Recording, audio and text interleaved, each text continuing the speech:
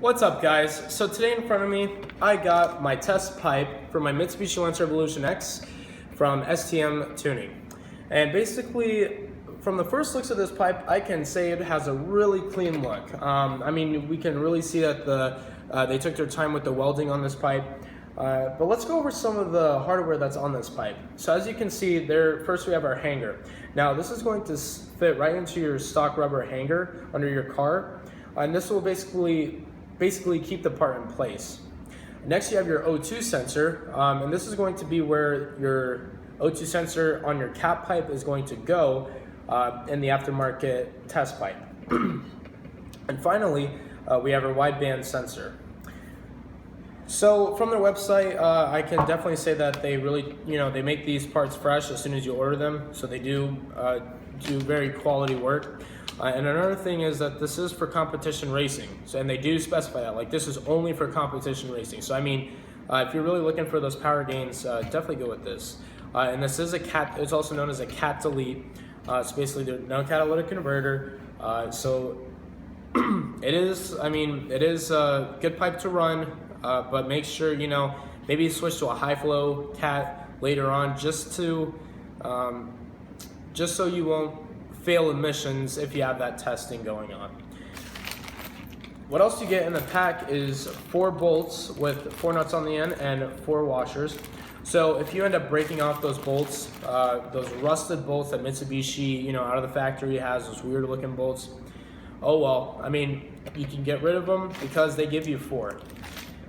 And last but not least, you get 2 gaskets. And please be careful make sure not to bend them because, I mean, I don't know what happened, but there is a little bit of cracking well, actually a lot of cracking, and I'm probably gonna have to get some new ones, but that's no big deal. It's not like the pipe's broken or anything, but just make sure that you don't bend them. So they are very fragile.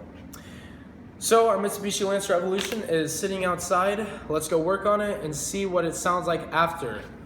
So basically what happened was my friend and I got under the car and we tried taking off the bolts off the stock cat. And I mean, this is the stock cat pipe. And they were very hard. I would just take it to a mechanic, honestly, because if you have the lift, actually goes up in the air, an airlift, it'll help you a lot because you get that full range of motion and you can really loosen up those bolts. But other than that, it's pretty much self-explanatory. You just take off the bolts, pull the pipe, and put the new one. One thing though that I did want to bring to your attention was I did get the silicone, and the shop already had it, but I got it before just in case.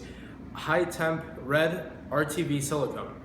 So for those gaskets, if you ever see that they're ripped or something, this silicone will prevent them from, having any leaks or anything like that when after installation, and it should not cause any codes to pop up.